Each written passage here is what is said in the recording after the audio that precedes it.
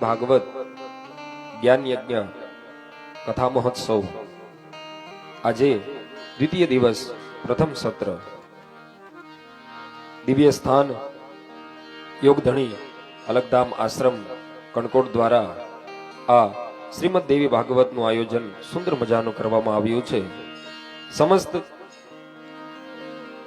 કણકોટ, કૃષ્ણનગર, રામનગર, જસવંતપુર, વાગોદડ તેમજ સેવકગણો બધા દ્વારા દિવ્ય આયોજન કરવામાં આવ્યું છે. એમાં કથાનો આજે દ્વિતીય દિવસ પ્રથમ સત્રનો શુભ આરંભ. માં ભગવતીની એવી અનુકંપા તે આપણને દિવ્ય ભાગવતનો સત્સંગ મળ્યો છે. ભગવતી માં અંબાનો આ સત્સંગ છે.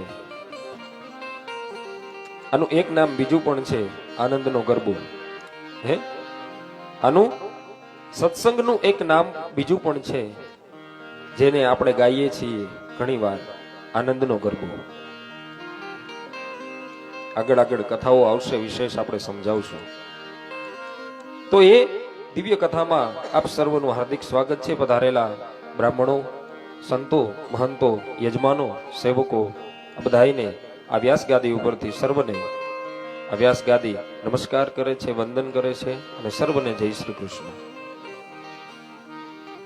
દિવ્યમાં ભગવતીની કથા શાસ્ત્રોમાં વર્ણન કરેલું છે કે અષ્ટાદશ પુરાણાની સકૃત્વા ભગવાન મુનિ મામે વદ્યાય પામાસહ ભારતાખ્યાન મે વચ. આ સમસ્ત સૃષ્ટિ ઉપર માં ભગવતીની કથા મુક્તિ આપવા વાળી છે. દેવી ભાગવતમ તત્ર પુરાણમ ભોગ મોક્ષદમ. આ માં ભગવતીનું, પધારો સંતો, આ ભગવતીનું દિવ્ય શાસ્ત્ર એ ભોગ અને મોક્ષ બંને આપવા વાળા છે. ભોગ અને મોક્ષ. ભોગ કોને કહેવાય છે અને મોક્ષ કોને કહેવાય છે? તો ભોગ અને મોક્ષની બંનેની વ્યાખ્યા શાસ્ત્ર કહે છે. હા, ભોગનો અર્થ એ નથી કે આપણે ભોગવીએ છીએ આનંદ માટે. ભોગના બે પ્રકાર છે. એક તમે પોતાના સ્વાર્થ માટે ભોગવો છો, એને ભોગ કહેવામાં આવે છે. તમે સ્વાર્થ રીતે ભોગવો છો, એને ભોગ કહેવામાં આવે છે. એનું ઉદાહરણ છે કે આપણે બહાર જઈએ પરિવારની સાથે હોટલમાં જમવા, એને ભોગ કહેવાય. પણ એ કયો ભોગ છે? સ્વાર્થ ભોગ છે, નિજી સ્વાર્થનો ભોગ છે. ભોગ ઘણા પ્રકારના છે. એક ભોગ એ પણ છે, અત્યારે તમે જે બેઠા છો ને એ ભોગ જ છે ને. આવું ઘરે મળે, ઘરે આવી વ્યવસ્થા હોય, એ ચા પાણી નાસ્તો જમવાનું જલસા છે ને, આ પણ એક ભોગ છે ને. પણ આ કયો ભોગ છે? આ ભૌતિક ભોગ નથી, આ દૈવિક ભોગ છે. આ સંતોના આશીર્વાદથી આપણને મળ્યો છે, સંતોની કૃપાથી, માં ભગવતીની કૃપાથી આપણને આ ભોગ મળે છે. આ ભોગ પણ આપણે ભોગવવા માટે બેઠા છીએ ને. કથા સાંભળશું, હે, પછી થાકી જશું તો ઉભા થઈને ત્યાં પાછળ ચા પી આવશું, પાછા ફ્રેશ થઈને પાછા બેસી જશું. કોઈ રોક નહીં, કોઈ ટોક નહીં. પણ મેં કીધું ને, ભોગમાં પ્રકારો છે, ઘણા પ્રકારના ભોગ છે. પોતાના માટે પણ કરવામાં આવે એને ભોગ કહેવાય છે. બીજાના માટે કરે ને એને પણ ભોગ કહેવાય છે. બીજાના માટે કરવામાં આવે એને કેમ ભોગ કહેવાય? તો આપણે પણ ન ખાઈએ ને આપણા સંતાનોને ખવડાવીએ તો આપણને કેની અનુભૂતિ થાય છે? આપણે જમ્યા એની અનુભૂતિ થાય છે. આપણે છોકરાઓ સંતાનોને કોઈને પણ આપણે કપડાની જોડ લઈ દઈએ તો એટલો જ આનંદ થાય છે જેટલો એક કપડાની જોડી આપણે લીધી હોય. એ પહેરે ત્યારે આપણને એમ જ થાય કે કપડાની જોડી આપણે પહેરેલી છે. એ ભોગ છે. પણ તમે ભોગ નથી ભોગવતા, એ ભોગનો જે સ્વાદ છે એ ભોગવો છે, એને પણ ભોગ કહેવામાં આવે. પણ અહીંયા લૌકિક ભોગની વાત નથી કરી. ભોગ મોક્ષદમ. આ મા ભગવતી અંબાની કથા કેવી છે? ભોગ મોક્ષદમ. દેવી ભાગવતમ તત્ર પુરાણમ ભોગ મોક્ષદમ. આ પુરાણ છે એ ભોગ અને મોક્ષ આપવા વાળો છે. આમાંથી તમને ઘણું બધું મળે, ભોગ વૈભવ બધું જ મળે છે. માં ભગવતીની એવું શાસ્ત્ર છે કે એનું પારાયણ કરવાથી તમારા બધા સંકલ્પો પૂર્ણ થાય છે. અને કલિયુગમાં તો માં જગદંબા સાક્ષાત છે, જેના દર્શનો આપણે કરીએ છીએ. જ્યાં જ્યાં જઈએ, તમે ચોટીલા ધામ જાઓ. હમણાં એક સરસ મજાનો એક નિયમ આવ્યો છે ચોટીલાનો.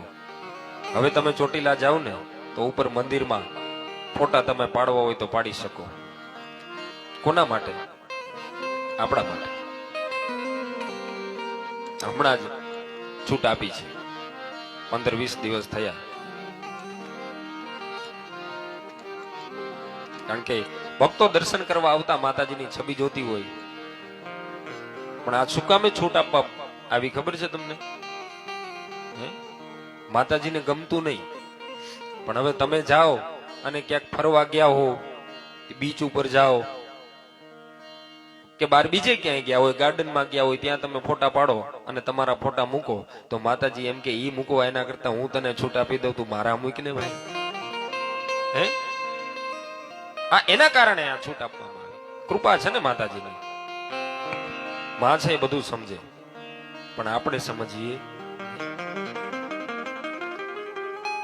ઈશ્વરે બહુ જ આપને છૂટ આપી છે ભક્તિ કરવાની. તમે આનંદથી કરો.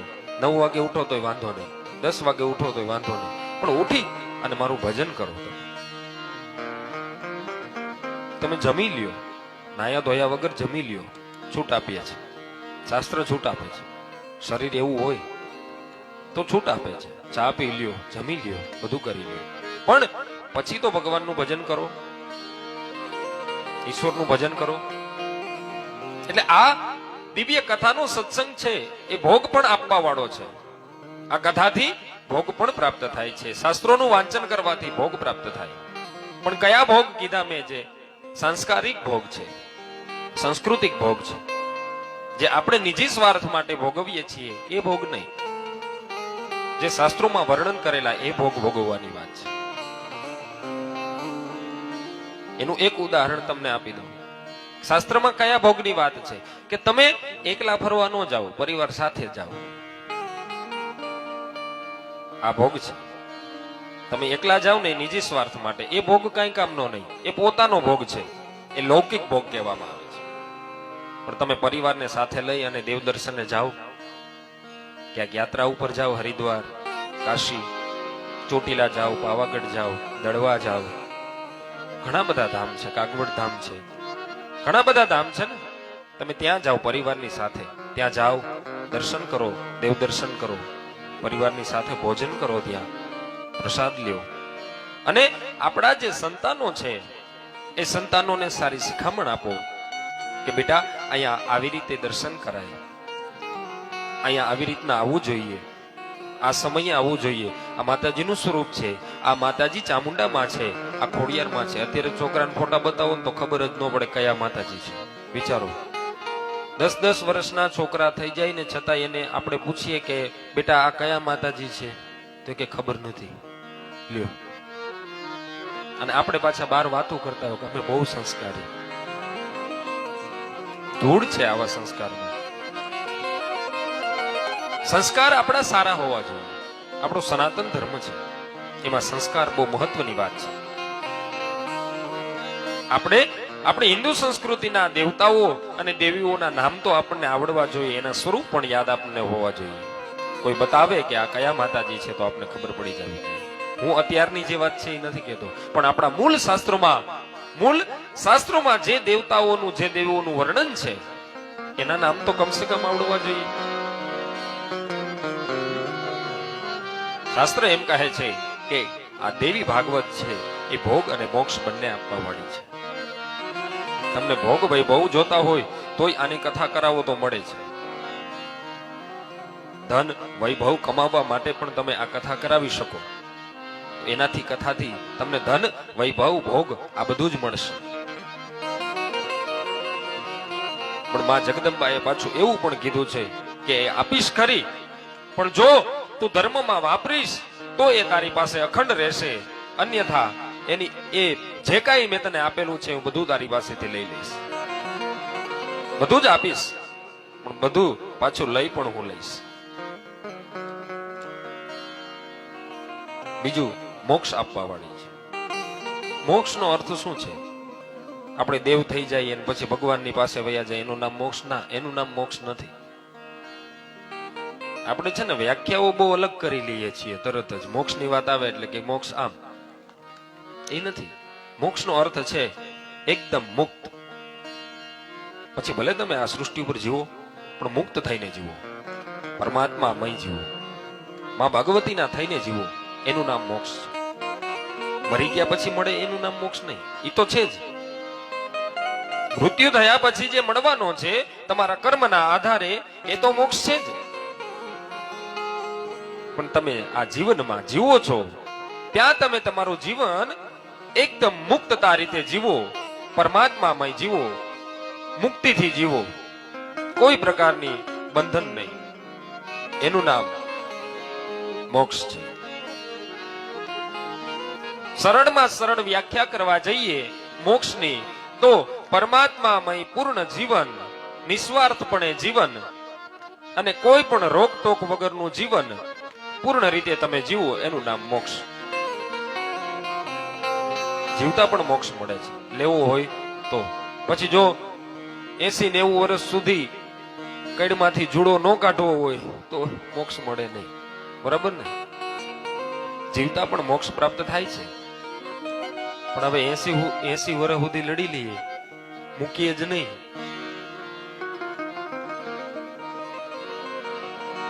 મૂકી દેવું જોઈએ. અમુક સમય આવે ને ત્યારે બધું મૂકી દેવું જોઈએ. જીવન આપણું પરમાત્મામય થઈ જવું જોઈએ. એક સરસ ઉદાહરણ આમાં આપે છે, મૂકી દેવું જોઈએ એનું. મારું મારું ન કરાય, મારું મારું ક્યારેય ન કરાય. એક ઉદાહરણ છે, ગામ હતું ને એમાં એક સાસુ અને વહુ રહેતા હતા. આ બહુ તાર્કિક બોધ છે એટલે ઉદાહરણ આપું છું, બાકી હું આપતો નથી. આ મૂકવાની વાત આપી છે એટલે કહું છું તમને. બ્રાહ્મણ દરરોજ એક ત્યાંથી ભિક્ષા માંગવા માટે જાય. અમુક બ્રાહ્મણોના નિયમ હોય કે દરરોજ 5 ઘર લેવાના. શ્રીમદ ભાગવતજીના 10મ સ્કંદમાં 80મા અધ્યાયમાં એક બ્રાહ્મણની કથા આવે, સુદામાની. તમે સાંભળી છે ને બધાએ? હા. તો એ બ્રાહ્મણનું અયાચક વ્રત હતું. અયાચકનો અર્થ શું? માંગવાનું નહીં, જે મળે એ લઈ લેવાનું. જે મળે એ લેવાનું અને એ લઈને ઘરે આવી અને એ જે કાંઈ મળ્યું હોય એમાંથી ખાવાનું. હવે સુદામા એક, એની પત્ની સુશીલા અને 4 બાળકો. 4 બાળકો. હવે 5 જ ઘર માંગવાના. એમાં 5માં ક્યાંક 2 ઘરમાં જ મળે, ક્યાંક 3 ઘરમાં ન મળે, પણ 6ઠું ઘર માંગવાનું નહીં. મળે તો ભલે, ન 5માં ન મળે તો નહીં માંગવાનું, ઘરે એમને આવી જવાનું, 6ઠું ઘર નહીં માંગવાનું. એવી રીતે આ બ્રાહ્મણ પણ દરરોજ અયાચક વ્રતે ગામમાં માંગે. એટલે એક ઘરે ગયો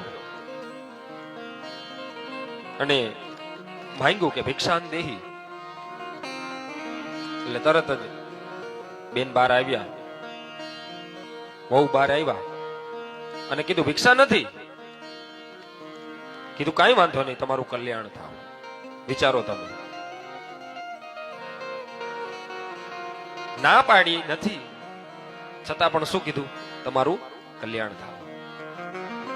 શાસ્ત્ર એવું કહે છે, યાચકા ગૃહમાગત્ય બોધયંતી ગૃહે ગૃહે દિયતામ દિયતામે દત્ત અદાતુમ ફલમિદૃશમ. શાસ્ત્રો એવું કહે છે કે યાચક તમારી ઘરે માંગવા આવે ને તો એ કઈ માંગવા નથી આવતો, તમને બોધ આપવા આવે છે. શું? તમને બોધ આપવા આવે છે કે તમારી પાસે કઈક હોય ને, માં ભગવતીની કૃપાથી, માં જગદંબાની કૃપાથી, તમારા દેવતાઓની, તમારા પિતૃઓની કૃપાથી તમારી પાસે કઈ હોય તો એમાંથી કઈક આપો. કોને? કોઈને પણ દાન આપો. એમાંથી કઈક ભાગ કાઢી અને દાન આપો. આ કોણ કહે છે? યાચક. સુભાષિત ભાંડાકારમાંથી સુભાષિત ભાંડાકારમાંથી આ યાચક કહે છે, દિયતામ દિયતામે તદ અદાતુમ ફલમિદૃશમ. તમારી પાસે કઈ હોય તો આપો, અને જો નહીં આપો ને તો અદાતુમ ફલમિદૃશમ. નહીં આપો ને તો તમારી હાલત પણ આવી થશે કે તમારે પણ ઘરે ઘરે જઈને માંગવું પડશે. એટલે કંઈક હોય આપણે કમાણા હોય એમાંથી કંઈક આપણે ધર્માદામાં અથવા દાનમાં અથવા પુણ્યમાં અથવા કોઈને ભોજન કરાવવામાં આપણે એ વાપરવું જોઈએ. તરત જ ત્યાંથી તમારું કલ્યાણ થાવ એવું કહીને નીકળી ગયું. હવે જાતા જાતા છે ને એ બ્રાહ્મણ રહેતો તો ત્રીજા ગામે. બ્રાહ્મણ ત્રીજા ગામે રહેતો હતો. એટલે આપણે એક ગામનો માર્ગ આપણે ગોતીએ, એના કિલોમીટર માપીએ આપણે તો 3 કિલોમીટર થતા હતા. 3 કિલોમીટર એક ગાવ થતું. અત્યારે તો જો કે બધું ભેગું થઈ ગયું, પણ પહેલાનો નિયમ હતો ઓછામાં ઓછું 2.5 થી 3 કિલોમીટર થાય. બાપુ બરાબર ને? એક ગાવ એટલે આ નિયમ જ હતો, બધાને ખબર જ હોય 3 ગાવ એક ગાવ એટલે 3 કિલોમીટર થાય. હવે એ 3 ગામ દૂર રહેતો હતો એટલે કેટલા કિલોમીટર થયું? 9 કિલોમીટર થયું. તો 9 નો ગણો તો કઈ નહીં, પણ 5 તો થાય ને. તો એ બ્રાહ્મણ દરરોજ 5 કિલોમીટર ચાલી આવે અને ચાલીને જાય અને 5 ઘર માંગે. હવે એમાં કઈ મળે તો ભલે, ન મળે તો કઈ નહીં. તો કેટલું ચાલતો હશે એ બ્રાહ્મણ? બ્રાહ્મણ જાતો હતો બીજા ગામ. એ ગામ જે વટવા આવ્યો ને એટલે ત્યાં દેવાલય હતું. આપણે જાજા મંદિરો છે ને, પાદર હોય, ગામનું પાદર, ગામ પૂરું થતા અથવા ગામ શરૂ થતા ત્યાં મંદિરો જાજા હોય, જેનાથી શું છે ગામના માણસો ત્યાં ચાલી અને જઈ શકે, દર્શન કરી શકે અને પાછા ચાલીને આવે, એટલે કોઈ તકલીફ રહેતી નહીં. એને આપણે સીમમાં જાતા એમ કહીએ. અમે ક્યાં જાય કે સીમમાં. આ સીમ હતી ને એટલે જીમ નહોતા. સીમ ગઈ એટલે જીમ થયા. સીમ હોત ને તો જીમ નો થાય. સીમ ને જીમ. સીમ ગયા ને એટલે જીમ આવ્યા. નકર પેલા સીમમાં ચાલીને જાતા. સીમાડે ગામ હોય, સીમાડે દેવાલય હોય, ત્યાં મંદિરે દર્શન કરે. એટલે આ બેન જે છે એના સાસુ દેવાલયે દર્શન કરવા માટે ગયા હશે, અને આ બ્રાહ્મણ ગામની બહાર નીકળો એટલે એના સાસુ જે ઘરે ગયા હતા ના પાડી હતી ત્યાં એના સાસુ મળ્યા. એટલે બ્રહ્મદેવે કીધું, જય શ્રી કૃષ્ણ બેન. જય શ્રી કૃષ્ણ. ક્યાં ગયા હતા ગોર બાપા? તો એને કીધું, હું તો ભિક્ષાર્થે ગયો હતો. તો આજે અમારા ઘરનો વારો હતો ને, યજમાનોને ખબર પણ હતી કે આ દિવસે આ તારીખે બ્રાહ્મણ આપણી ઘરે આવશે. દરરોજ 5 ઘર હોય એટલે ખબર જ હોય કે આ તારીખે આવશે. એટલે કીધું, આજે તો અમારા ઘરનો વારો હતો ને? તો કે હા, આજે તમારા ઘરનો વારો હતો. તો તમે ભિક્ષાર્થે ગયા હતા ત્યાં? બ્રહ્મદેવે કીધું, હા ગયા હતા ને. તો શું થયું? તમને ભિક્ષા આપી કે નહીં? ત્યારે એને કીધું, ના, તમારા દીકરાના વહુ હતા, એને કીધું ભિક્ષા નથી. અચ્છા, એને એવું કીધું? હા.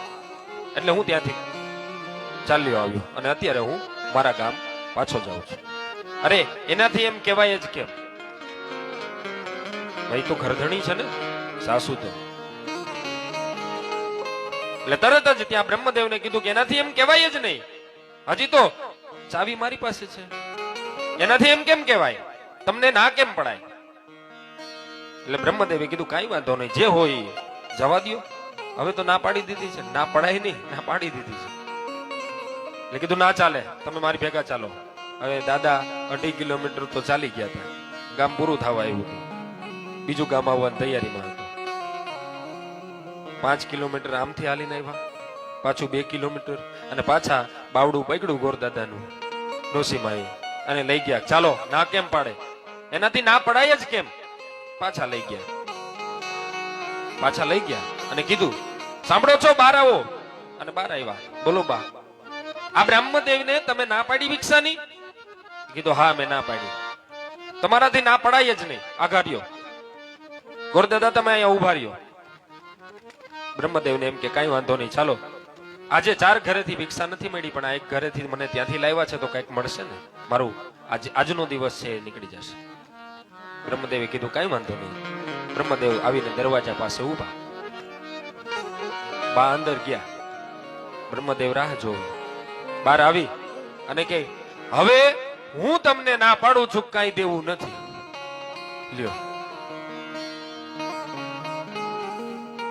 બ્રહ્મદેવ કે, અરે તારી ભલી થાય, ત્યાં 2.5 કિલોમીટર ચાલીને આવ્યો, ત્યાં ના પાડી દીધી હોત તો અહીંયા તે મને ના પાડી.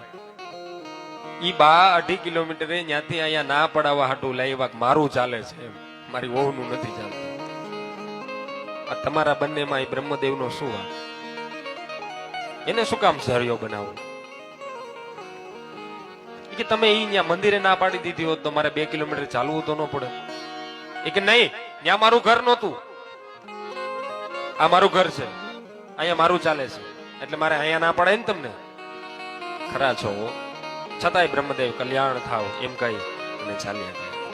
આમાંથી એક બોધ લેવાનો થાય કે મોક્ષ એ કડી છે, એ ગમે તે રૂપે આપણી પાસે આવે, કોઈ પણ રીતે, પણ એમાં ઈશ્વરનું નામ ક્યારેય ભૂલાવવું જોઈએ નહીં, માં ભગવતીનું નામ ભૂલાવવું જોઈએ નહીં. અહીંયા શાસ્ત્ર એમ કહે છે કે દેવી ભાગવતમ શાસ્ત્રમ પુરાણમ ભોગ મોક્ષદમ. આ માં ભગવતીની કથા ભોગ અને મોક્ષ બંને આપવા વાળી છે. લૌકિક ભોગ પણ આપે છે આપણને. કોઈ યજમાન થઈ અને સંકલ્પ કરે કે અમારે ભોગ જોઈએ છે તો ભોગ પણ મળે છે, અને મોક્ષ ની ચાહના કરો તો મોક્ષ પણ પ્રાપ્ત થાય છે. એટલે આ દિવ્ય એવું શાસ્ત્ર છે. આમાંથી એક મોક્ષનું જે કડી છે એ બહુ જ સુંદર મજાની છે. મોક્ષ ક્યારે મળે? જ્યારે આપણે સંપૂર્ણ જીવન આપણું ત્યાં વ્યતીત કરી દઈએ, એવું દિવ્ય આ કથા છે. એમાં સૂત પુરાણીઓ પ્રશ્ન પૂછે છે કે હે સ્કંદ ભગવાન, અમને આપ એવી દિવ્ય કથા કહો. કથાઓ ઘણી બધી અમે સાંભળી, પણ અમને એવી દિવ્ય કથા કહો કે બધી પ્રકારે મુક્તિ આપવા વાળી હોય. જ્યારે કોઈ આપણો હાથ ન ઝાલે, કોઈ અમારો હાથ ન પકડે, ત્યારે એ ઈશ્વર અમારો હાથ પકડવો જોઈએ. આંખો બંધ કરીએ એટલે એ શાસ્ત્ર અમને મોક્ષ આપવા વાળું હોય એવી દિવ્ય કથા સંભળાવું. અને એ પછી દિવ્ય કથા સંભળાવે છે કે આ દેવી ભાગવતની એવી દિવ્ય કથા છે જે શ્રવણ કરવાથી ભોગ અને મોક્ષ બંને મળશે. નવાહ યજ્ઞ સંપૂર્ણે પરીક્ષી દપી ભૂપતિ દિવ્ય રૂપ ધરો દેવ્યા સાલોક્યમ તત્ક્ષણાદથમ.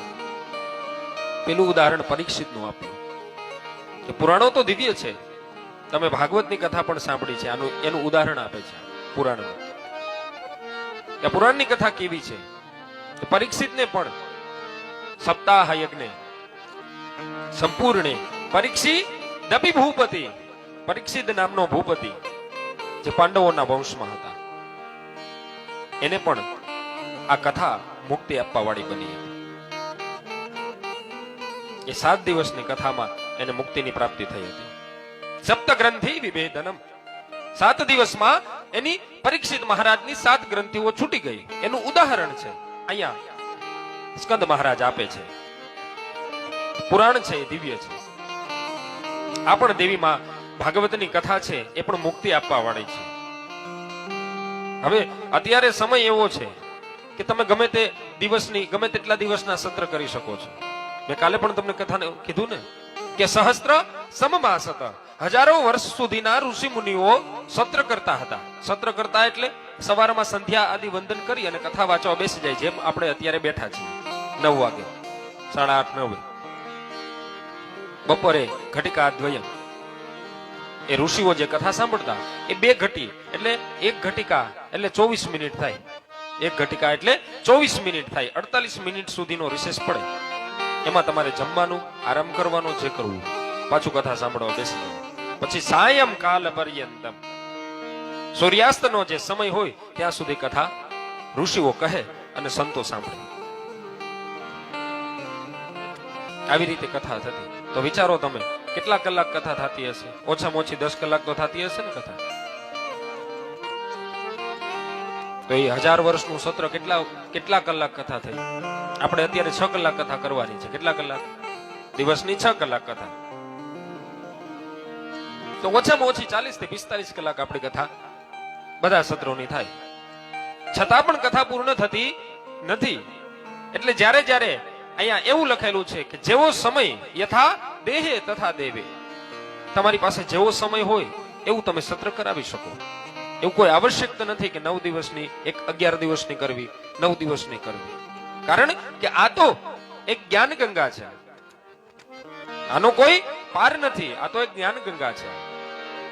આ તમે ગમે તેટલા દિવસની તમારા અનુકૂળતા પ્રમાણે કરી શકો છો. આજે 7 દિવસની કરો, શાસ્ત્રીજીને બોલાવો અને 7 દિવસની કથા કરો. 12 સ્કંદ છે તો એમ કહો શાસ્ત્રીજી 6 સ્કંદ આપણે 7 દિવસ કરવાના છે. પછી પાછો સમય મળશે ને આવતા વર્ષે બીજા 6 સ્કંદની કથા આપણે પાછા 7 દિવસની કરશું. કારણ કે ભક્તિનો સમય તો આપણે કાઢવાનો હોય ને. કેયને કરવું અને કીધા પહેલા કરવું અને કેય છતાંય ન કરવું, આ 3 પ્રકાર છે. ઉત્તમઃ ચિંતિતમ કુર્યાત પ્રોક્તકારી તુ મધ્યમઃ. ઉત્તમ કોણ છે ખબર છે? કીધા પહેલા કરે ને એ ઉત્તમ. એટલે અહીંયા એ શાસ્ત્ર કહે છે પરીક્ષિતને પણ મુક્તિ આપવા વાળી કથા હતી.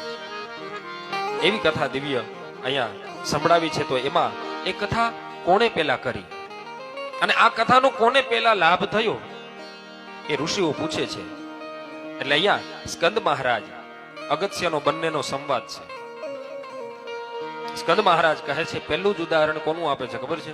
ભગવાન કૃષ્ણનું આપે છે. પહેલું જ ઉદાહરણ ભગવાન કૃષ્ણનું આપે છે. જો તમે ભાગવતમાં પહેલી કથા કોની? કૃષ્ણની છે. આમાં પણ પહેલી જ ઉદાહરણ કથા કૃષ્ણની છે. અત્યારે આપણે મહાત્મ્ય ચાલે છે. શું ચાલે છે? મહાત્મ્ય. કાલે મેં તમને કથા કીધી ને કે કયા પુરાણની કથા કરીએ છીએ, કેટલા પુરાણ છે, કેટલા વેદ છે, કેટલા પુરાણ છે? હે 18 છે ને? હા, જો આ બેનો છે ને હોશિયાર છે બધી. પાછળવાળા એવું નથી હો, આગળવાળાને પ્રશ્ન થાય, પાછળવાળા નહીં થાય. મૂંઝાતા નહીં. મને એવું લાગશે ને કે સંભળાતું નથી તો હું માઇકે અપાવીશ, માઇકમાં બોલો. કારણ કે આ તો કથા છે ને, કથામાં તો બધા બોલી શકે. અને તમે આજે નહીં બોલો, આજે જવાબ નહીં આપો તો ક્યારે આપશો? માંડ મોકો મળ્યો હોય બોલવાનો, બરાબર ને? તો કાલે મેં તમને બધી ચર્ચા કરી હતી આપણે પુરાણોની ને એની. એમાંનું એક આ પુરાણ છે. તો હવે ઋષિઓએ પ્રશ્ન પૂછ્યો કે પુરાણ તો તમે અમને સમજાવ્યું, પણ આ પુરાણની કથા કોણે પહેલા કરી હતી અને શું કામ કરી હતી એ અમને જણાવો. ત્યારે સુંદર મજાનો અહીંયા દેવી ભાગવતસ્યાપી શ્લોકમ શ્લોકાર્ધમેવ વા. માં ભગવતીની કથા એવી છે કે એનો અડધો શ્લોક પણ જો ભણાઈ જાય, સંભળાઈ જાય તો એ મોક્ષ આપવા વાળી છે. બધી કથાઓ અત્યારે આપણે દેવી ભાગવત ચાલે છે એટલે હું તમને દેવી ભાગવતની વાત કરું છું. એટલે એવું ન સમજવું કે બીજા પુરાણો નહીં. મેં કાલે પણ તમને ચોખવટ પાડી હતી કે આ કથા પુરાણની ચાલે છે તો એવું ન સમજવું કે આ જ વિશેષ છે, બીજા બધા નથી. બીજા બધા પણ વિશેષ છે. અહીંયા અત્યારે દેવી ભાગવત છે તો એનું મહત્વ સંભળાઈએ છીએ. કાલે અહીંયા ભાગવતજી બેસશે તો કાલે પછી તમે જ મને પ્રશ્ન કરશો કે દાદા તમે તો દેવી ભાગવત મોટું છે એમ કહેતા હતા, હવે કાં ભાગવતજી છે એમ કહો. પણ જે જેની કથા હોય એ મોટું હોય છે. કારણ કે બધા શાસ્ત્રો સમાન છે, કોઈ નાનું મોટું નથી. એમ દેવો પણ બધા સમાન છે, કોઈ નાનું મોટું નથી. મેં કાલે તમને ચોખવટ પાડી હતી, પાછો વારંવાર આ પાડું છું. શું કામ પાડવું પડે ખબર? કલિયુગ છે બાપુ, કલિયુગ છે. માણસ સારું કરતા ખરાબ જલ્દી લઈ લે છે. એટલે ફરી એકવાર ટકોર કરું કે શાસ્ત્ર બધા સમાન છે. હવે એક ઉદાહરણ તમને આપું કે કોઈ પણ મોટું વ્યક્તિ આવવાનું હોય, એમાં આપણા ગુજરાતના સીએમ આવવાના હોય તો એની ગાદી અલગ હોય કે ન હોય? પણ છે તો એ માણસ જ ને, ભગવાન તો નથી ને. પણ એની ગાદી કેમ અલગ હોય? એની સીટ બરોબર ને અલગ હોય છે, અને પાછી વચ્ચે બરોબર. આજુબાજુમાં બધા આવે છે તો મનુષ્ય જ ને, છતાં પણ કેમ એને અલગ સીટ ઉપર બેસાડવામાં? કારણ કે મનુષ્ય છે પણ એ વિશેષ છે. એને આપણે શું કહીએ ગુજરાતીમાં? વિશેષ અતિથિ. શું કહીએ? વિશેષ અતિથિ. એ આજના વિશેષ અતિથિ છે. અહીંયા આપણે દેવી ભાગવતની બિરાજમાન કર્યા છે તો આ આપણા 7 દિવસ વિશેષ અતિથિ છે. અને મને અહીંયા બેસાડ્યો. મને હું કામ બેસાડ્યો ખબર? હું કઈ અતિથિ નથી, પણ હું તમને જોઈ શકું ને, કથા મને તમે સાંભળી શકો એટલે બેસાડેલો છે. નકર મારી કઈ જરૂર છે નહીં. પેલા છે ને કથા સાંભળતા ને ભૂદેવ, પેલા કથા સાંભળતા ને તો કેમ સાંભળતા ખબર? ઉદંગ મુખો ભવેત વક્તા શ્રોતા સ્યાત પ્રામુખસ્ તથા. આ બહુ જાણવા જેવી વાત છે. પેલા છે ને તમે મારી સામે બેઠા છો ને બધા, એમ નહોતા બેસતા, આમ ફરીને બેસતા. મોઢું તમારું આમ હોય, વક્તા અહીંયા બેઠા છે. એનો અર્થ શું કામ? કે જે કઈ બોલે ને સીધું ક્યાં જાય? કાનમાં. તકલીફ હવે જ પડે, સીધા બેઠા ને એટલે સીધું બાઉન્સ થઈ જાય છે. બરાબર ને? બોલીએ શ્રી અંબે માત કી. એટલે આ શાસ્ત્રનો નિયમ છે, ક્યાંય આડાવડું જાય નહીં, સીધું અહીંયા જાય. કદાચ અહીં ચશ્મા પહેર્યા હોય, મોટે માસ્ક બાંધ્યું હોય, જગ્યા ન મળે ને કદાચ બાઉન્સ થઈને વયું જાય. પણ આમ બેઠા હોય ને એટલે સીધું કાનમાં. નિયમ છે કથાનો. હવે તમે વિચારો, આમ ફરીને બેઠા હોય તો વક્તાની શું જરૂર? એટલે અહીંયા ગાદી ઉપર બેસાડવાની. વક્તા ગમે ત્યાં કથા કરી શકે. તો અહીંયા શાસ્ત્રનો એ નિયમ છે. અહીંયા એ કથા બતાવી, ભગવાન કૃષ્ણની પેલી કથા. કથાના નિયમો છે. એમાં અગસ્ત્યજી મહારાજ સ્કંદ ભગવાન એટલે કોણ? કાર્તિકેય. મેં કાલે વાત કરી હતી ને તમને, ભગવાન કાર્તિકેયનું નામ સ્કંદ છે.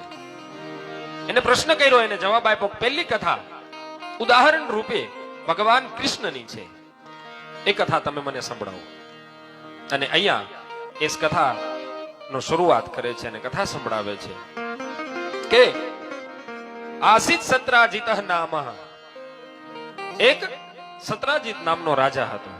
સૂર્યસ્ય પરમસખઃ, સૂર્યનો પરમ મિત્ર. આ કથા કઈ છે? ભાગવતજીની કથા છે. એ આમાં પણ આપેલી છે ઉદાહરણ રૂપે, કે માં ભગવતીની કથા કેવી છે અને કોણે કરી હતી એનું ઉદાહરણ મહાત્મ્યમાં બતાવે છે. કોણે કોણે કરી છે કથા એ બતાવે ને. હવે જો તમે સત્યનારાયણની કથા સાંભળો છો, સત્યનારાયણની કથા સાંભળો છો ને, તો એમાં કઈ કથા આવે? સૌથી પહેલો અધ્યાય શેનો આવે છે? મહાત્મ્યનો આવે. સત્યનારાયણની કથાનું મહત્વ શું, એનું મહાત્મ્ય શું છે? એને આપણે શું કહીએ ગુજરાતીમાં? આપણી કાઠિયાવાડી ભાષામાં શું કહીએ છીએ? એને માતમ. શું કહીએ એને? માતમ એમ કહીએ છીએ. પણ એનો મૂળ શબ્દ શું છે? મહાત્મ્ય. મહાત્મ્ય મૂળ શબ્દ છે.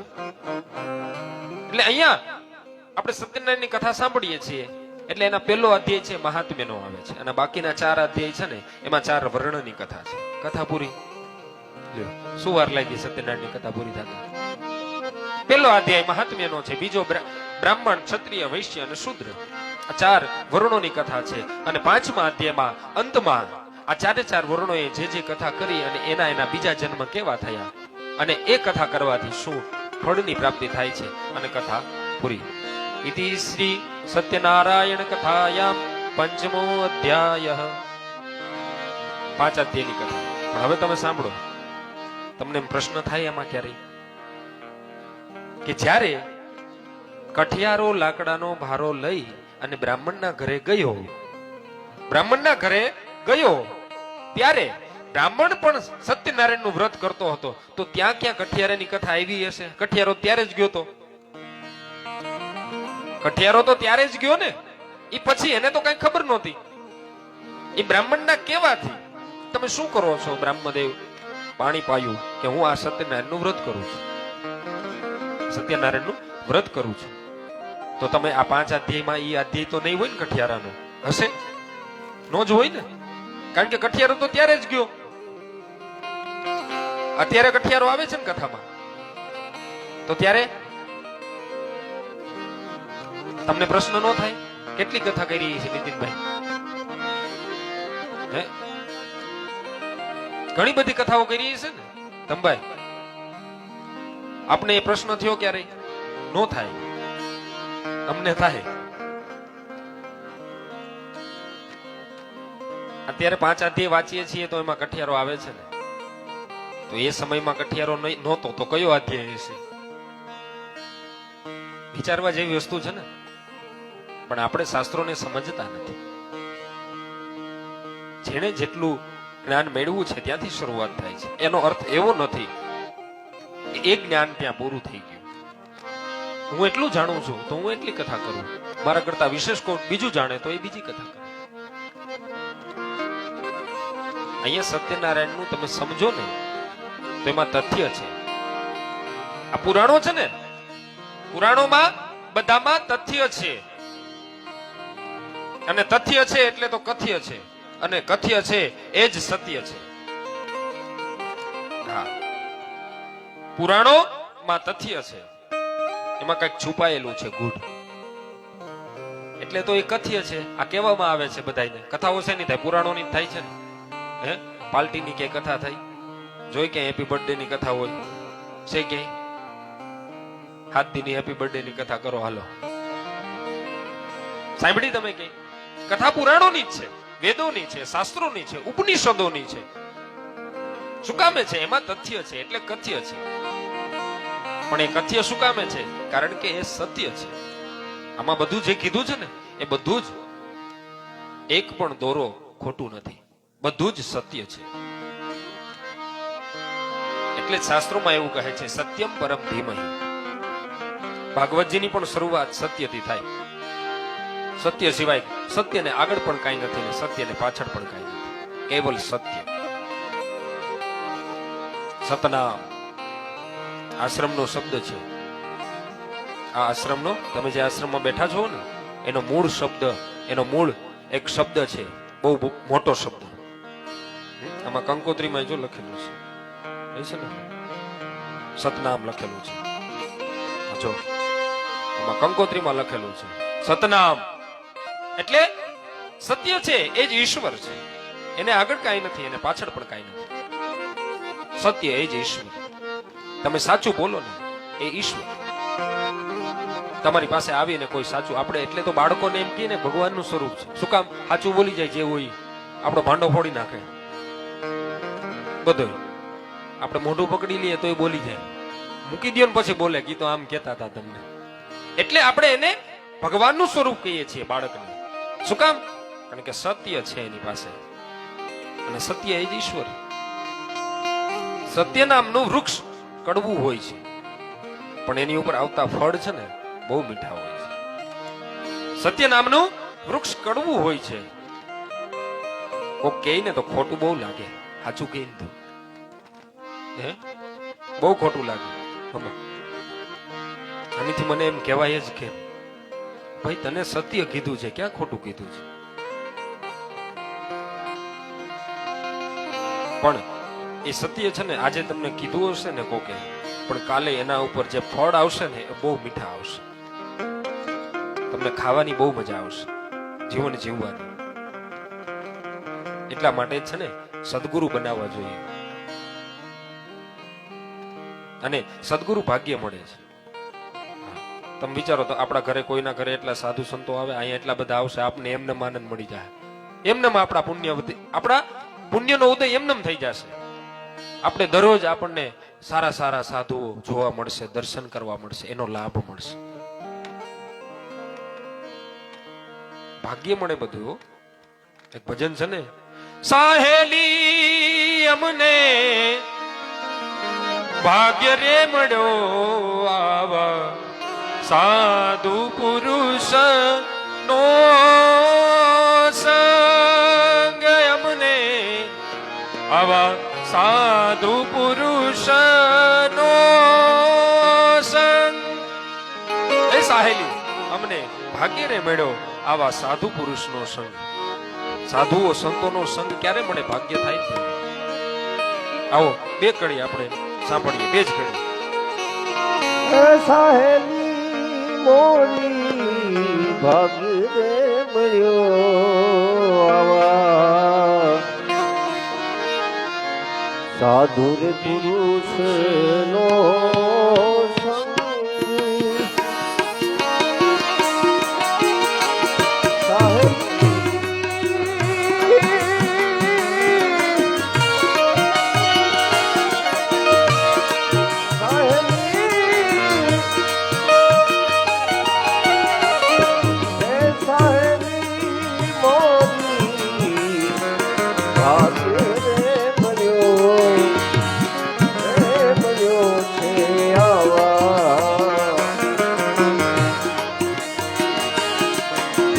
સાધુ રે પુરુષ નો સંગ.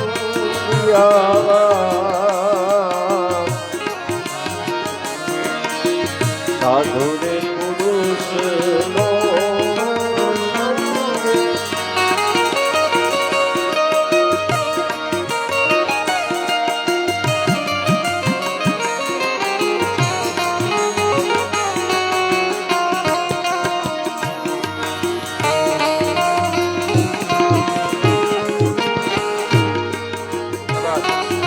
એ હો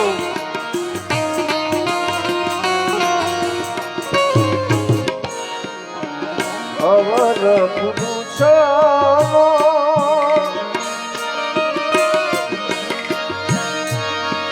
સંગડો ના કરીએ હરી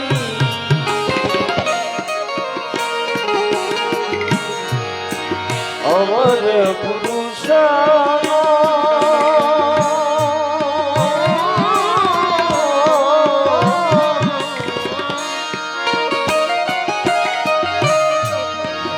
સંગડો ન કરીએ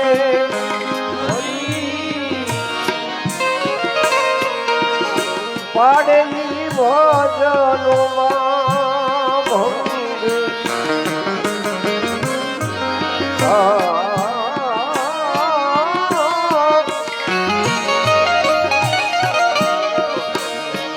એ પાડેલી ભજનોમાં ભંગ એ સાહેબી મોરી ભાગી રે મળ્યો છે આવા સાધુ રે પુરુષ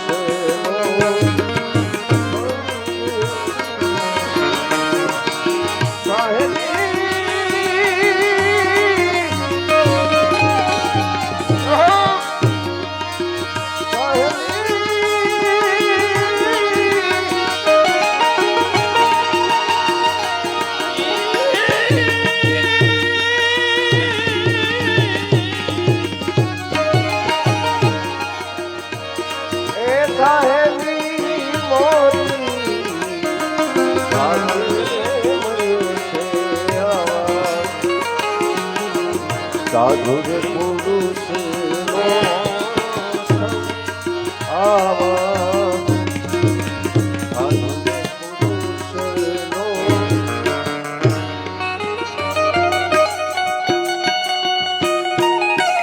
એ હો જય ગિરનારી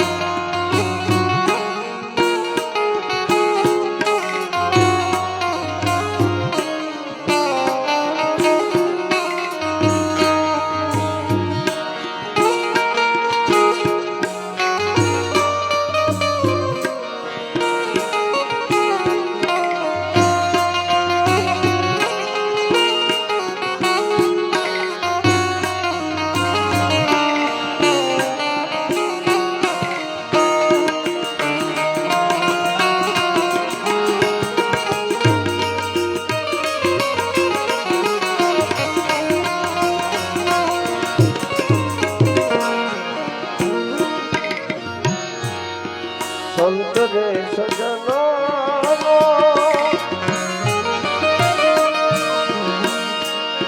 સંગડો જ કરીએ હરી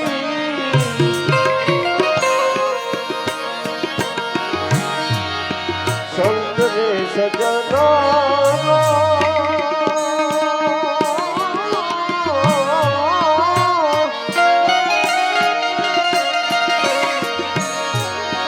સંગડો જ કરીએ હરી એ ચડી જાય ભજનમાં ચોકડું રંગે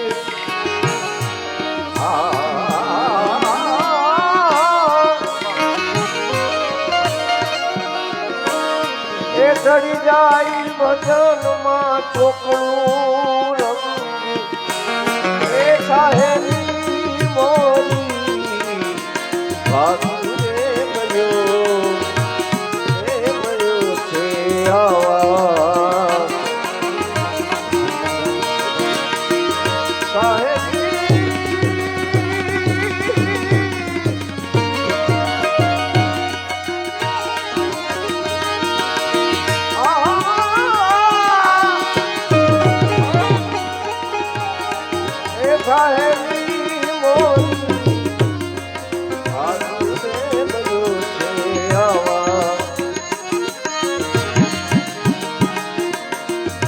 સાધુ રે પુરુષનો સાધુ રે પુરુષનો અવર પુરુષનો સંગ ન કરીએ હરિ. સંતો અને આ ભજનો આપણને એમ કે અવર પુરુષ. હા, સંગ કરવો તો સારાનો. સારાનો અર્થ શું? આ શબ્દ શું છે? સત્ય, સતનામ. મેં કીધું એમ સાચા પુરુષોનો સંગ કરવો જોઈએ. આપણે બધા ભાગ્યશાળી છીએ કે આપણે સાધુના ઘરે જ બેઠા છીએ. આનીથી મોટું ભાગ્યશાળી કોણ હોય ગયો? આપણે એમ વિચારીએ કે સાધુ આપણી ઘરે આવે. તમને બધાને સાધુ જ ઘરે બોલાવી. મારે આવવાની ઉપાધિ જ નહીં. કોઈની જાઓ, કોઈની ન્યા બાપુ કે કોઈની ન્યા જાઓ, ન જાઓ. ઓલા કે મારી ન્યા આવો, ઓલા કે તમે બધા જ અહીંયા આવી જાઓ. સાધુ હૃદય નવનીત સમાન. સંતનું હૃદય છે ને માખણ જેવું. જો સેવી શકો તો. અત્યારે છોકરાને એવું શીખવાડે બાવો આવશે, હું નહીં તો લાલભાઈ તમે નથી શીખવાડતા ને એવું? હા, છોકરાઓને એવું ન શીખવાડતા ક્યારેય. કારણ કે સાચો સાધુ જો મળી જશે ને તો એનું જીવન તરી જશે. એને સાધુની પાસે મોકલો, એને સંતની પાસે મોકલો, બેસાડો. હું એવું નથી કહેતો બધાની પાસે. સત, જેની પાસે સત નામ છે, સાચા સાધુ છે. આપણા બાળકને મોકલો. એમ નો કયો બાવો આવશે હોઈ જાય. મને તો હજી ખબર નથી કે હું 2 જણાને મેં જોયા નથી. ઈ કયો બાવો અને બાઘડો. બાબુ બાઘડો. બીજું ઈ કહીએ ને આપણે હોઈ જા નકર હું આવશે? બાઘડો. તમે જોયો કોઈ બાઘડો? ભૂદેવો તમે? હે શાસ્ત્રી તમે જોયો બાઘડો કોઈ? તમે સંગીત વાળા નથી જોયું? તમે કોઈ જોયો શ્રોતાઓ? તમે નીતિનભાઈ? આપણે આવડા મોટા થયા હજી બાઘડો નથી જોયો તો આપણે બીક કોની આપીએ? બાઘડાને. ઈ બરોબર છે, પણ પછી બાઘડાની યારે બાવાની બીક આપો ઈ ખોટું છે. બાઘડો હજી બરોબર છે, આપણે હજી જોયો નથી. બોલો તોય આપણે શું કહીએ?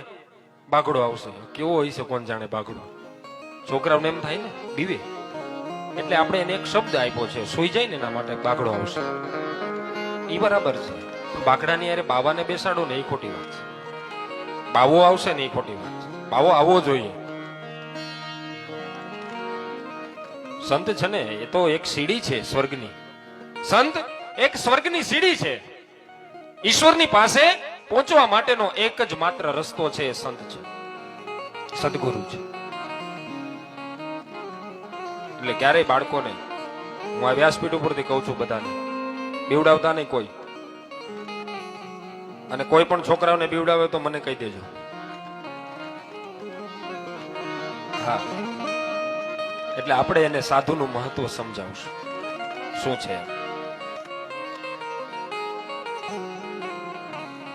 સંતાનને સારા સંસ્કાર આપવા. આપણે નાનેથી જ જો આવા સંસ્કાર આપીએ પછી એમ કે મોટો થઈને છોકરો એમ કે અમને મારે છે બાપાને માને. તમે સારા દીધા? તમે સારા દીધા જ નથી તો તમે કેમ આવશ્યકતા અથવા તમે એની પાસેથી કેમ સ્વાર્થ રાખો કે અમને પણ સારું મળશે? તમે જેવું દીધું છે. માંડવી વાવો તો શું ઉગે? ઘઉં ઉગે? માંડવી જ ઉગે ને. એમ સારા સંસ્કાર વાવશો તો સારા સંસ્કાર ઉગશે, ખરાબ વાવશો તો ખરાબ જ ઉગવાના છે. એમાં ઈશ્વર શું કરે? અને ભજનોમાં કીધું છે અવર પુરુષનો સંગ ન કરીએ હરી. પાડે ભક્તિમાં ભંગ, એ પછી ભંગ પડાવે ભક્તિમાં. એટલે સારા પુરુષનો સંગ કરાવો, સત્યનો. દીવડાવતા નહીં કોઈ છોકરાઓ. એનો સંગ કરાવો, જેનાથી એને આપણી સંસ્કૃતિ શું છે, આપણો ધર્મ શું છે એને સમજાય. કારણ કે આપણે તો આખો દી ઓફિસમાં હોય, ભાઈઓ ઓફિસમાં, બહેનો રસોડામાં. એટલા માટે સંગ કીધો છે. આપણને સમય ન મળી શકે એટલા માટે આપણા સંતાનોને એ સંગ કરવાનો કીધો છે. શેનો? સાધુનો. અને એ ભાગ્ય મળે છે, એમને નથી મળતો. ઘણા વર્ષો સુધી સેવો ને, ગાયડું ખાવ ને, પછી આપણે ઘણા એમ કે બાપુ બહુ ગાયડું બોલે. ઘણા બોલે સાધુ, જોકે બહુ વધારે બોલે એ સારું નહીં પાછું. હા, પણ અમુક કટુ શબ્દ હોય. ગાળ એટલે એ અર્થ ન સમજતા. ગાળનો અર્થ છે કટુ વચન. આપણને ન ગમે એવા કડવા વેણ સાધુ કે. એટલે એને ગુજરાતીમાં એક સુક્તિ બેસાડી, ગાળ, કટુ વચન. અને આપણે સુક્તિ છે ને, સાધુની ગાળ ઘીની નાળ. સાધુની ગાળ છે ઘીની નાળ હોય છે, એમાં કઈક તથ્ય છુપાયેલું હોય છે. પણ એ શબ્દ સમજો તો. પણ તમે એમ કહો મને બાપુ દઈ દીધી, તમે ઊંધું જ લઈ બેસી ગયા. Thinking is positive, not a negative. હંમેશા પોઝિટિવ વિચાર કરવો જોઈએ, સારો વિચાર કરવો જોઈએ. ખરાબ વિચાર ક્યારેય ન કરવો જોઈએ. વસ્તુ ખરાબ હોય ને તો વિચાર સારો કરવો જોઈએ. વસ્તુ ખરાબ હોય, અર્થ એનો ખરાબ થતો હોય, છતાં પણ એ શબ્દનો અર્થ આપણે પોઝિટિવ કરવો જોઈએ. આપણે વિચારીએ જ નહીં તો તકલીફ બધી ક્યાંથી ઊભી થાય છે? વિચારો ને ત્યાંથી. સારું વિચારો ને. ભગવાને બે કાન આપ્યા છે, શું કામ આપ્યા? સારું સાંભળવા, ખરાબ કાઢવા. અને આમાંથી એવું નથી કે સારું જ સંભળાય ને ખરાબ નીકળી જાય. આમાં સારું સંભળાય ને ખરાબ સંભળાય. શું લેવું એ આપણે જોવાનું. એટલે સંત છે એ બહુ મોટી ઉપાધિ છે. અહીંયા સત્યની વાત કરી છે. સત્ય શાસ્ત્ર છે ને એ સત્ય છે, અને એની ઉપર જ આ બધા ચાલે છે. અને એનો સંગ કરશો ને તો તમે ઈશ્વરની પ્રતિ નજીક થશો. એટલે અહીંયા એ વાત બતાવી છે કે શાસ્ત્ર છે એ બહુ મહાન છે. વ્યાસો હિતાય વિદધે પુરાણાખ્યમ સુધારસમ. આ પુરાણો છે, શાસ્ત્રો છે, અને એને સેવન કરવા વાળા સાધુ છે, વિદ્વાનો છે, ઋષિઓ છે, એ બધા સુધારૂપ છે. સુધા એટલે અમૃત. અમૃત છે. કયું અમૃત? પાછું અમર બનાવે એ નહીં હો. અમૃત બે પ્રકારના છે. એક અમૃત તમને અમર બનાવે છે. જો દેવતાઓ અમર છે ને, પણ એવો રાક્ષસ સામો તપવાળો આવી જાય ને, હમણાં કથાઓ આવશે આપણે બધી, કેવા રાક્ષસો. કારણ કે ખૂબ ઘોર તપ કર્યું હોય ઈશ્વરોનું, ભગવાન ભોળાનાથનું, નારાયણનું, બ્રહ્માજીનું, અને એને વરદાનો મળ્યા હોય તો ઇન્દ્રને પણ એની ગાદી છોડીને ભાગી જવું પડે. એવા રાક્ષસો હોય બાબુ. એવી કથાઓ આવશે. શુંભ, નિશુંભ, ચંડ, મુંડ, આવા બધા દેવતાઓએ ભાગી જવું પડે. દેવતાઓને શેની બીક? એ તો અમર છે, અમૃત પીધેલું છે ને. દેવતાઓએ અમૃત પીધું છે ને. કથા છે આખી અમૃત મંથનની. ભાગવતજીમાં એ કથા બતાવે છે, જેને સમુદ્ર મંથન કીધું છે. સમુદ્ર મંથન માંથી આ 14 વસ્તુઓમાંથી લક્ષ્મી, કૌસ્તુભ, પારિજાત, કસુરા, ધન્વંતરી, ચંદ્રમા, આવી 14 વસ્તુઓ નીકળી છે. ને એમાં અમૃત નીકળ્યું ને એ અમૃત દેવતાઓએ પાન કર્યું. તો હવે દેવતાઓને બીક ન લાગવી જોઈએ ને. તોય છતાં કેમ ભાગે? તોય છતાં કેમ ભાગે? પણ ભાગે એટલે આ બાંધી દે ને, અને ખાવા પીવાનું કઈ નહીં દે ને તો ભૂખ્યા એમને મરશું. અમર છે પણ બીક છે, તો એ અમૃત કામનું શું? તમે અમર હો અને તમને બીક હોય મરી જવાની, તો એ અમૃત કામનું શું? એટલે આ કથા છે, અને સેવવા વાળા છે એ બધા અમર છે, સુધારૂપ છે. સુધા એટલે અમર, એ અમૃત. અમૃત પણ કયું અમૃત? અભયત્વ વાળું અમૃત. કેવું? અભયત્વ. એક અમૃત તમને અમર બનાવે અને એક અભય બનાવે. આ કથાઓ છે ને એ તમને અભય બનાવે. પછી મૃત્યુ ભલે આવી જાય, મૃત્યુ ભલે આવી જાય. અમે આવવાનું તો છે. હમણાં કોરોના જોયો ને, બાપા બાપા થઈ ગયું ને. ભગવાનને માનતા નહોતા બાપુ અમુક, તો હવે દઈ ડેઈલી રૂટિંગ કરી નાખો. રૂટિંગ કરી નાખો દીવાબત્તીનો. એ અભયત્વ આપે. ઈશ્વર છે ને એની કથા છે, એ અભયત્વ આપે છે આપણને. મરવાની બીક નથી લાગતી. આજે મારતું હોય તો કાલે, અને કાલે ન મારતો હોય તો આજે મારી નાખે. અમને હવે કોઈ બીક છે નહીં, કારણ કે અમે સંપૂર્ણ તમારા છીએ, અમે તમને આધીન છીએ, અમે તમારા અનુગ્રહમાં છીએ, અમે તમારા ચરણોમાં છીએ. અમારું ગમે ત્યારે મૃત્યુ આવી જાય, અમને કોઈ બીક નથી. એવું અમૃત આ કથા છે, એવું અમૃત આ કથા છે. સુધા કથા, આ કથા એ સુધારૂપ છે, અમૃત રૂપ. પણ એ અભયત્વ આપવા. દેવતાઓ છે ને અમર હતા, અભય નહોતા, એટલે બીક લાગતી, મરી જાહું તો. પરીક્ષિત મહારાજની કથા છે ને ભાગવતજીમાં, એમાં દેવતાઓ આવ્યા છે. સુધા કુંભમ ગૃહિત્વૈવ દેવાસ્તત્ર સમાગતા. દેવતાઓ કુંભ લઈને આવ્યા છે અમૃત પરીક્ષિત મહારાજ પાસે, અને કીધું કે આ કથા છે ને અમે તમને આ કુંભ આપી દઈએ, તમે અમને કથાનો કુંભ આપી દો. એટલે અમે તમને અમૃત આપી દઈએ, કારણ કે તમારે 7 દિવસ પછી મૃત્યુ છે ને, તો તમે એક કામ કરો, આ જે કથા સાંભળો છો ને એ કથા અમને આપી દો, અમે તમને આ અમૃત આપી દઈએ. સુખદેવજી મહારાજ બેઠા છે. પરીક્ષિત મહારાજજીએ સુખદેવજી મહારાજને પ્રશ્ન પૂછ્યો છે કે હે મહારાજ, આ બંનેમાં ફરક શું છે? આ બંનેમાં ફરક શું છે? ત્યારે સુખદેવજી મહારાજે સુંદર જવાબ આપ્યો છે. ક્વ કાચ ક્વ મણિર્મહા. ક્વ કાચ. પરીક્ષિતને ખાલી એટલું જ કીધું, ક્યાં કાચ અને ક્યાં મણિ, તું તારી રીતના સમજી લે.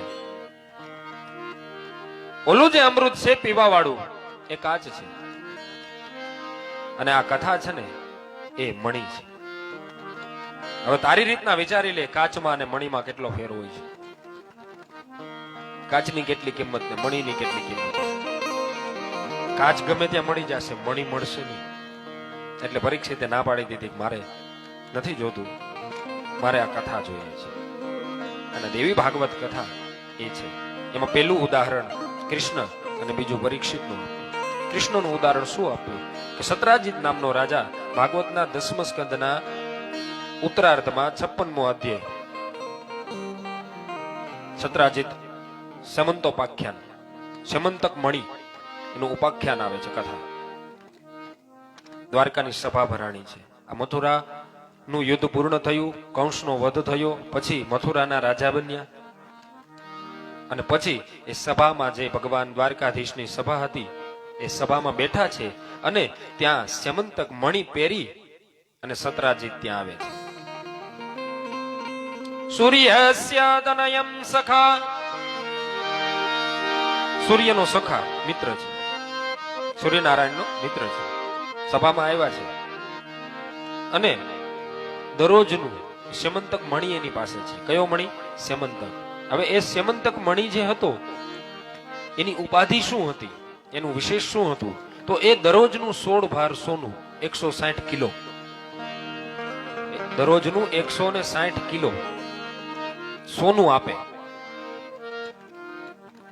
ઈ મણિ સોનું આપે 160 કિલો. કેટલું? અત્યારે 1 તોલો લેવું હોય તો 160 દી થઈ જાય. ઓલું દરરોજનું 160 કિલો સોનું આપે. એ મણિ એવો હતો કે તમે લોખંડને અડાડો એટલે સોનું બની જાય.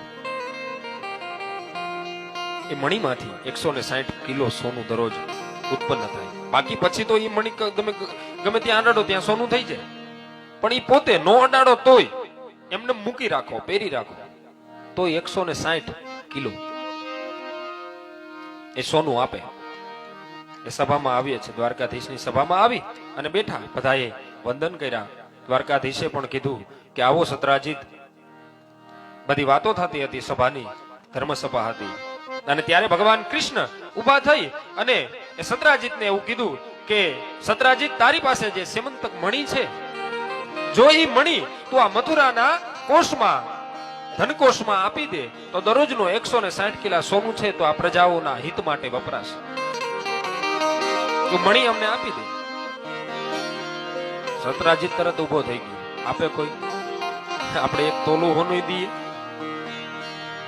1 તોલું સોનું માંગ્યું હોય તો દઈએ આપણે? 1 તોલું નહીં, આવડો વાળો માંગ્યો હોય તો નથી દેતા. અહીંયા ઓલું દાણો હોય ને ખોવાઈ જાય ને તો 10 દી ની અંદર નથી આવતી.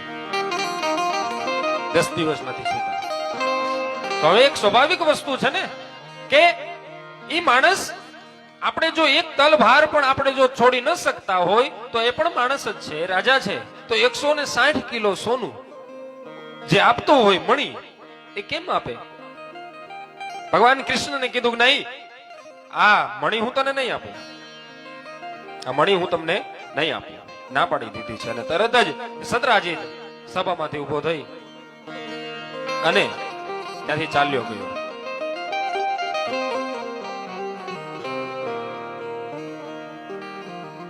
આપણે મહાનુભાવો આવ્યા છે, એમનું બાપુ જ્યાં સ્વાગત કરે, આપણે એક વખત તાલીઓથી વધાવી દઈએ મહાનુભાવોને.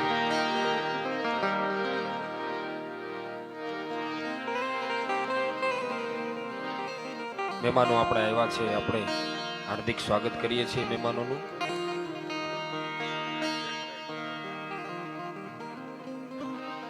નાગદનભાઈ ચાવડા અહીંયા પધાર્યા છે, ખૂબ જ મોટું વ્યક્તિત્વ છે અને કથામાં કેવલ બાપુના પ્રેમથી આવ્યા છે, તો આપણે એમનું સ્વાગત કરીએ છીએ.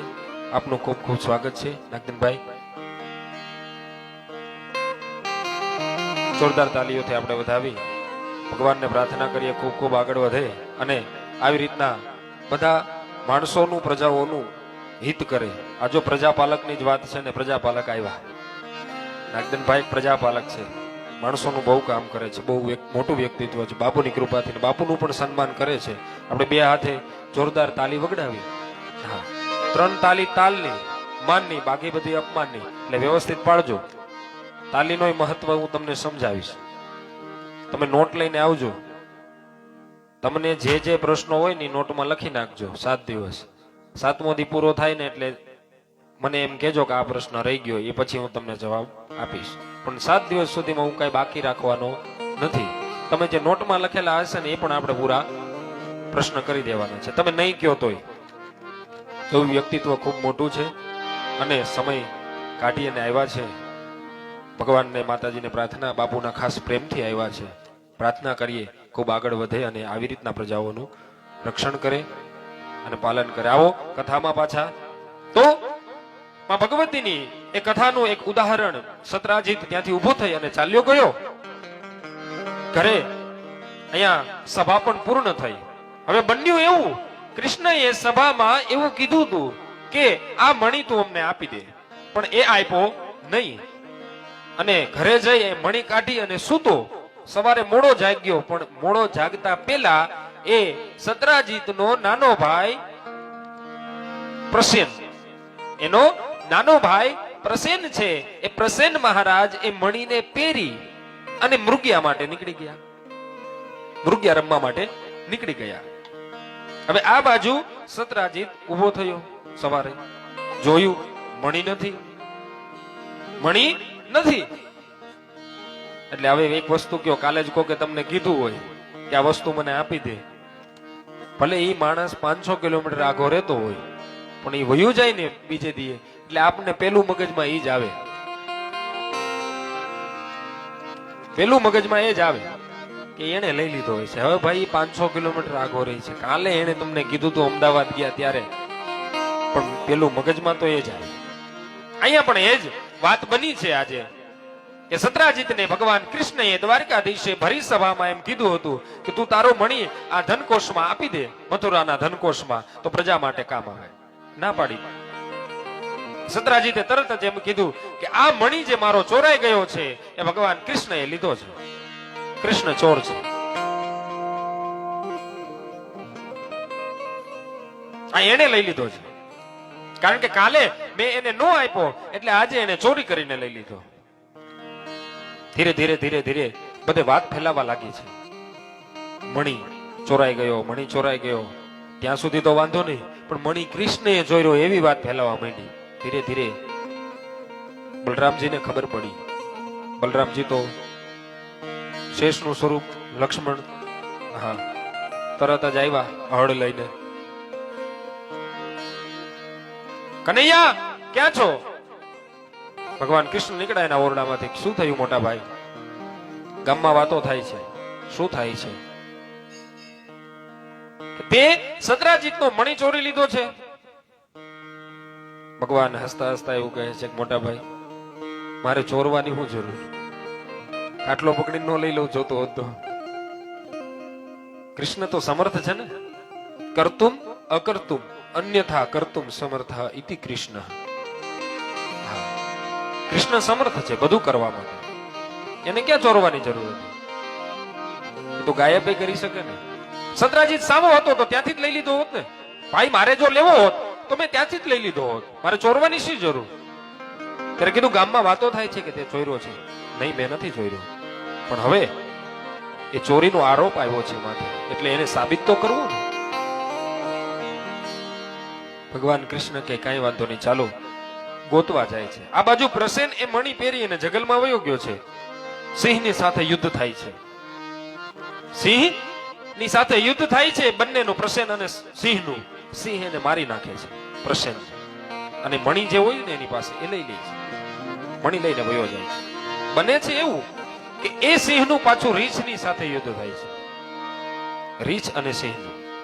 એમાં સિંહ મરી જાય છે અને રીછ એ મણી લઈ અને ઘરે વહી આવે છે એની ગુફામાં. આ બાજુ ભગવાન કૃષ્ણ ગોતવા જાય છે પણ મળતો નથી. પણ ધીરે ધીરે આગળ જંગલમાં જતા એને સિંહના ડગલા મળે છે. એને સિંહના પંજા જોવે છે કે અહીંથી કોઈક જનાવર ચાલ્યું છે. એટલે તરત જોવે એમ કે અહીંયા કોઈક સિંહ ચાલેલો છે. નક્કી આ સિંહનું કામ હશે, કારણ કે આગળ જાય છે ધીરે ધીરે તો પ્રસેન મહારાજ જે છે મણી પહેરીને ગયા હતા સતરાજીતના ભાઈ નાના, એ ત્યાં મૃત અવસ્થામાં મળે છે અને જોવે છે, પણ એની પાસે મણી મળતો નથી. ગોતવાનો તો મણી હતો. પ્રસેન મહારાજ મળ્યા, મૃત શરીર મળ્યું, આગળ સિંહ મળ્યો. એની પછી પણ એવું વિચાર્યું બધાએ કે નહીં, આ બંનેમાં યુદ્ધ થયું હશે અને બંને એકબીજાને માર્યા હશે, પણ આમાં કઈ મણી તો નથી. ભગવાન કૃષ્ણએ કીધું કાંઈ વાંધો નહીં, થોડાક આગળ હજી ચાલો. ધીરે ધીરે આગળ ચાલ્યા પણ મણી મળતો નથી. તો ધીરે ધીરે આગળ જાતા જાતા રીછના ડગલા મળે છે. રીછ ચાલ્યું હોય પણ એ ક્યાં સુધી? એ ગુફા સુધી. ગુફા પછી તો અંદર રીછ વયું ગયું. એ રીછ બીજું કોઈ નહીં પણ રામ અવતારનું કોણ? કથા સાંભળી જ નથી કોઈ. કોને ખબર છે એ રીછ કોણ હતું? હા, જવાબ આપજો આમ પાછી. જાંબવંતજી હતા. અને એ જાંબવંત મહારાજ ગુફામાં રહેતા હતા એની કન્યાની સાથે. એની પુત્રી હતી એક જાંબવતી, એની સાથે રહેતા હતા. એટલે જાંબવંતજી એ ગુફામાં જઈ એ મણી કોને આપી દીધો? જાંબવતીને રમવા માટે આપ્યો. જાંબવતી રમતી હતી. આ આખી કૃષ્ણ કથા છે ને ભાગવતજીની, એ કથા જ અહીંયા છે ઉદાહરણ રૂપે. ઈ કથા ભગવાન કૃષ્ણ ત્યાં પહોંચી ગયા પણ મણી મળ્યો નહીં. કીધું હવે શું કરું? ભાઈ કૃષ્ણ, ચોરીનો આરોપ તારી ઉપર છે, અમારી ઉપર નથી. તો કીધું તો ગોતવા તારે જવું પડે. હવે અમે ન આવીએ, કારણ કે પછી તો બીક લાગે ને.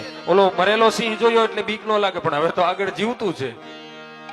ગુફામાં કોણ છે કોઈને ખબર નથી. એટલે ભગવાન કૃષ્ણને એવું કીધું કે હવે મિત્ર, આનીથી આગળ તું એકલો જા. અમે તને અહીંયા બહાર તારી રાહ જોઈએ છીએ, પણ અહીંથી તું તારો રસ્તો એકલો. આમાંથી એક બોધ પણ છે જો માણસોએ ભગવાનને પણ મૂકી દીધા હતા કે અહીંથી તારો રસ્તો એકલો. એટલે સંકટ સમયમાં મૂકી દીધા હતા કે અહીંથી હવે તારો રસ્તો એકલો છે. આપણે પણ વિચારી લેવાનું, આપણી પાસે બધા હશે પણ જે સંકટ સમયમાં આપણી સાથે ચાલે ને એ જ આપણો સાચો સગો અને એ જ આપણો સાચો મિત્ર છે. અહીંયા એક બોધ છે. ભગવાન કૃષ્ણ અંદર ગયા, ઘણા દિવસ સુધી બહાર નથી નીકળ્યા. અહીંયા એવી વાત બતાવે 18 દિવસ સુધી. આમ અંતે ભગવાન 28 દિવસે બહાર નીકળ્યા. જામવંતી બંનેનું યુદ્ધ થયું છે. 18 દિવસ સુધી બહાર નથી નીકળ્યા. બધાને ચિંતા થવા લાગી, હવે શું કરવું? કોઈ ઉપાય નથી. ગોપ ત્યાં ભગવાન બલરામજી પાસે ગયા, મોટાભાઈ પાસે, કે ભગવાન હજી બહાર નથી આવ્યા. અને ભગવાને કીધું હતું કે જો હું બહાર નો આવું ને 10 દિવસ પછી તોય મારા ઘરે જાણ કરવી. આ કથા પાછી ભાગવત, હવે જે કથા શરૂ થાય ને એ દેવી ભાગવતમાં છે, ભાગવતજીમાં નથી. આ અહીં સુધીની કથા. પછી યુદ્ધ થયું. સત્યભામા નામની જે જાંબવંતી જે નામની કન્યા છે જામવંતીની જાંબવતી એ પરણાવી મણી આવી ગયો પણ એની જે અંદરનું બીજું ગૂઢ છે ને કથા મૂળ એ આમાં છે એ હું તમને કહું છું દેવી ભાગવત ત્યાં જઈને સમાચાર આપ્યા કે ભગવાન હજી બહાર નીકળ્યા નથી અને અવાજ આવે છે યુદ્ધ થતું હોય એવું એટલે ત્યાં વસુદેવજીને ચિંતા થઈ છે દેવકી અને વસુદેવને કે શું કરવું અને બંને દોડતા દોડતા ત્યાં ગર્ગ મહારાજની પાસે જાય છે કે મહારાજ હવે તમે અમને એક રસ્તો બતાવો કે આ રીતનો બનાવ બન્યો છે ભગવાન કૃષ્ણ ગુફામાં છે અને બહાર નથી તો એને કઈ થઈ ન ગયું હોય તો એનું શું કરવું અને એ વાતમાં શાસ્ત્ર ગર્ગાજી એમ કહે છે આગળ કે વસુદેવ મહાભાગ શૃણુ તત્ સાધનમ પરમ ગર્ગ મહારાજ કયા ગર્ગ મહારાજ ખબર છે ને તમને જે ભગવાનનું નામ પાડવા ગયા હતા ગોકુળમાં નામ પાડ્યું હતું ને ભગવાનનું એ ગર્ગ મહારાજ ગર્ગ પુરોહિતો રાજન યદુના સમૂહાતપા વ્રજમ જગામનંદસ્ય વસુદેવ પ્રચોદિતઃ વસુદેવજીએ કારાગારમાંથી મોકલેલા હતા. વસુદેવે કેમ મોકલેલા? તો વસુદેવે ગર્ગ મહારાજને શું કામ મોકલા હતા ત્યાં? એના છોકરાનું નામ પાડવા. એનો છોકરો કોણ? બલરામજી, જે રોહિણીના ગર્ભમાંથી થયા હતા. કારણ કે વસુદેવને કેટલી પત્ની હતી? 7 પત્નીઓ હતી. વસુદેવજીને 7 પત્ની. દેવકી જે હતી ને હારે ઈ તો હતી જ, બીજી 6 પત્ની બાર હતી. એમાંની એક પત્ની જે છે રોહિણીજી એ નંદ બાવાની પાસે હતા ગોકુળમાં. પૂર્વી રોહિણી ભદ્રા મદિરા રોચના ઇલા દેવકી પ્રમુખા આસન પત્ની આનંદ દુંદુભી. ભાગવતજીમાં એમ કહે છે વસુદેવની 7 પત્ની. પૂર્વી, રોહિણી, ભદ્રા, મદિરા, રોચના, ઈલા. 6 થઈ ને? 7મી કોણ? દેવકીજી. એમાં રોહિણી જે હતા ને એના ગર્ભમાં બલરામજી હતા અને એ ત્યાં રહેતા હતા. એટલે ગર્ગ મહારાજે ત્યાં મોકલેલા. એ જ કુલ ગુરુ, એના કુલ ગુરુ ગર્ગ મહારાજ ત્યાં જઈ અને પછી નંદ બાબાએ એવું બાનું કાઢ્યું. કારણ કે એમ કે નામકરણ કરો તો ખબર પડી જાય કે આ વસુદેવનો પુત્ર છે, પણ એવું કીધું છે કે તમે મારા પુત્ર આ રોહિણીજીના પુત્રનું નામકરણ કરવા આવ્યા છો તો હવે ભેગા ભેગા મારા પુત્રનું પણ કરતા જાઓ. જો આ કથાઓ છે ને બંધ નથી, બધી ખુલ્લી છે. વસુદેવજીને ખબર હતી અને નંદ બાબાને ખબર જ હતી કે મારે ત્યાં જે આવેલું છે બાળક એ કોનું છે અને કોણ છે, બધી ખબર હતી. હા, કારણ કે ઈશ્વર જેની ઘરે આવે એને નો ખબર પડે કે આ ઈશ્વર છે. સાક્ષાત પરબ્રહ્મ જેની ઘરે આવે એને ખબર ન પડે કે આ ઈશ્વર છે. આપણે તુચ્છ ભક્તિ થોડી કરી લઈએ છતાં ઈશ્વરને જાણી લઈએ છીએ. તો એ બધા તો 24 કલાક રાત અને દિવસ ઈશ્વરની ભક્તિ કરવા વાળા. એક વિચાર તમે કરો ખાલી કે ઈશ્વર એના ગર્ભમાંથી એને માતા પિતા ક્યારે બનાવ્યા હશે, તો ઈ શું માતા પિતાને એટલી ખબર નહીં પડતી હોય કે આ કોણ છે? બધી ખબર જ હતી. અને આ તો એક લીલા છે ઈશ્વર જે કથામાં દર્શાવે. એ જ ગર્ગ મહારાજે અહીંયા વાત કરી છે. પાછા વસુદેવ ને પાછા દેવકીજી બંને એની પાસે ગયા છે કે મહારાજ હવે અમને કઈક રસ્તો બતાવો. અને અહીંયા યાસા ભાગવતી દુર્ગા ભક્ત દુર્ગતિ હારિણી તમારા દય કલ્યાણી સદ્ય શ્રેયો યવાપ્સ્યસી. હે વસુદેવજી, તમે એક એવું સાધન છે જે કરો એનાથી તમારા કૃષ્ણ જે ગયા છે ગુફામાં એ નિર્વિઘ્નપણે ભય વગર બહાર આવશે. એવું કયું સાધન? યાસા ભાગવતી, ભગવતીનું સાધન છે. તમારા દય કલ્યાણી સદ્ય શ્રેયો યવાપ્સ્યસી. અહીંયા ભગવતીનું આરાધન કરવાનું કહે છે. યદ્યસી ભગવાન પ્રીતિર્મયી તે કરુણાનિધે તદા ગુરો મદર્થે ત્વમ સમારાધય ચંડિકા. માં ચંડિકાનું આરાધન કરો. ગર્ગ મહારાજ આગળ પણ કહે છે કે દેવી ભાગવત શાસ્ત્રનું આરાધન કરો. અને એ દેવી છે એ કરુણાનિધિ છે. ભગવતી કરુણા સિંધો, માં ભગવતી કરુણા સિંધુ છે એ બધું જ તમારું સમજશે. અને કૃષ્ણ પાછા બહાર આવશે.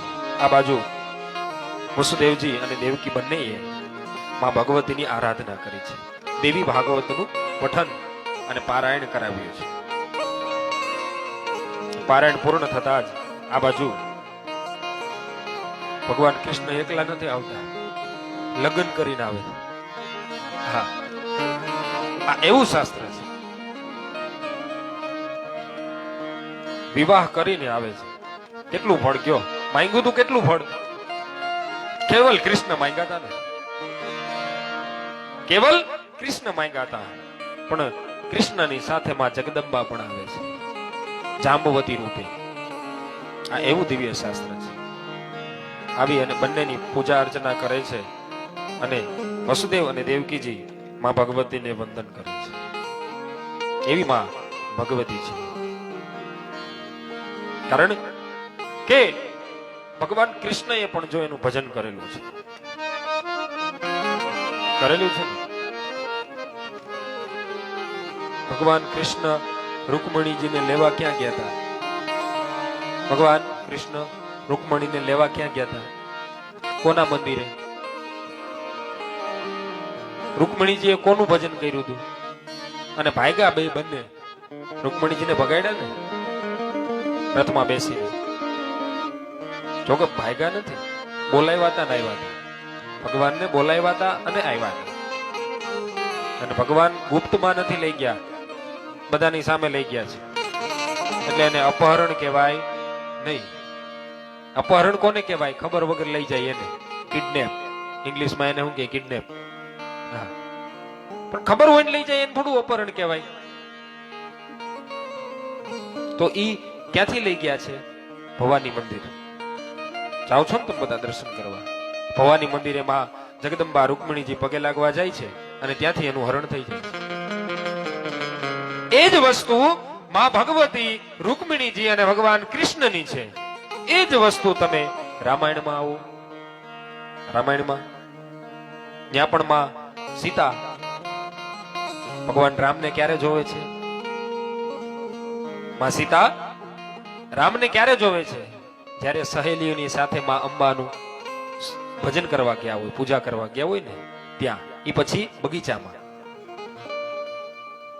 ભગવાન રામ અને સીતાનું મિલન માતાજીના સન્નિધમાં થાય છે. પહેલી વાર ભગવાનને જોવે છે રામને. ક્યાં? તો એ માં દુર્ગાનું સ્તવન કરવા ગયા હોય, પૂજા કરવા ગયા હોય છે સીતાજી એની સખીઓની સાથે. અને પછી રામને ત્યાં આવતા રામને જોવે છે. એક વસ્તુ છે, આદ્ય શક્તિ બધે જ છે. રામમાં, કૃષ્ણમાં, બધે જ. એના સ્વરૂપ અલગ અલગ છે. દિવ્ય સ્તુતિઓ માં ભગવતીની કીધી છે. એટલે અહીંયા એ જ વસ્તુ બની. માં ભગવતીની સ્તુતિ કરી, પાઠ કરી અને કૃષ્ણ અને જાંબવત જે હતા એમની પુત્રી ભગવાનને પરણાવી કે હવે ભગવાન તમે મણી લઈ જાઓ અને મણીની સાથે સાથે તમે મારી દીકરીને પણ સાથે લઈ જાઓ. હું તમને દીકરી પણ આપું છું. જાંબવતજી એની દીકરી આપી છે જાંબવતી. બંને ત્યાં આવ્યા છે. જાંબવતીને ભગવાન શું કામ લાવ્યા હતા? બે અર્થે લાવ્યા હતા. આપી હતી તો ખરી, પણ સાક્ષી રૂપે લાવ્યા હતા. કારણ કે અંદર તો ભગવાન એકલા ગયા હતા. હવે કેમ ખબર કે આ મણી ચોરાઈ ગયો તો? એનો સાક્ષી કોણ? એટલે જાંબવતી ના લેવા. ભગવાન બહુ બુદ્ધિશાળી છે. ભગવાન બહુ જ બુદ્ધિશાળી છે, ચતુર છે. મહાભારતની એક કથા છે. શકુની છે ને એ બોલે છે કે કોઈ પણ વ્યક્તિ ચાલ્યો જતો હોય સભામાં, ઇન્દ્રપ્રસ્થમાં, પાંડવો જ્યાં રહેતા બધા, અને મહાભારતની આ વાત છે. કોઈ પણ વ્યક્તિ, ચતુર વ્યક્તિ ચાલ્યો જતો હોય તે સામે શકુની મામા મળે તો એ રસ્તો બદલી દે. એટલા ચાલાક. પણ શકુની મહારાજ પણ એમ કે ભગવાન કૃષ્ણ જો આવતા હોય ને તો હું રસ્તો બદલી દઉં. એટલા ચતુર ભગવાન કૃષ્ણ હતા. હા, કૃષ્ણ આવતા હોય તો સારા સારાના રસ્તા બદલી જતા. સૌથી મહાભારતમાં સૌથી બુદ્ધિશાળીમાં બુદ્ધિશાળી શકુની હતા. શકુની પણ ભગવાન કૃષ્ણ ચાલ્યા જતા હોય ને તો શકુની રસ્તો બદલી નાખે. હા, ફરી જાય ઊંધો.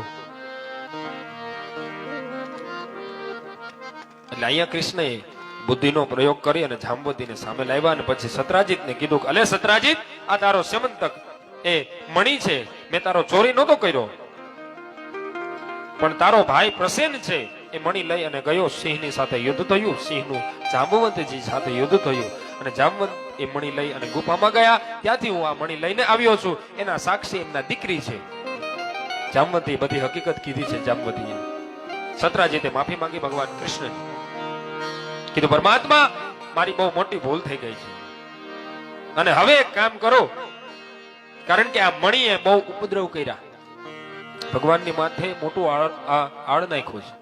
એટલે કામ કરો, આ સ્યમંતક મણી છે ને એ હું આપને ભેટ આપું છું. આપ મથુરાના ધનકોષમાં એ મણીને રાખી લ્યો. એની સાથે સાથે મારી પુત્રી પણ હું તમને આપું છું, સત્યા. સત્રાજીતે એની પુત્રી દીધી. આવી રીતે માં ભગવતીનું વસુદેવ અને દેવકીએ યજન કર્યું છે. એનું પહેલું ઉદાહરણ છે.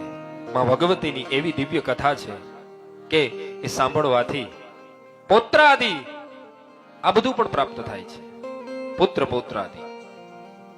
ભાગવતજીમાં એવું કહ્યું છે કે 5 વખત તમે ભાગવત પારાયણ કરો તો જેને સંતાન ન હોય ને એને સંતાન આ દેવી ભાગવત આપે છે. 5 વાર શ્રવણ કરવા અથવા પઠન કરવાથી, એનું પારાયણ કરવાથી કોઈને નિસંતાન કોઈ હોય તો એને સંતાન પણ આ માં ભગવતી આપે છે. પછી જો કર્મ ખરાબ હોય તો વાત અલગ જ છે. આપણા કર્મ જો ખરાબ હોય તો 5 નહીં 10 વખત વાંચો તો શું કામ?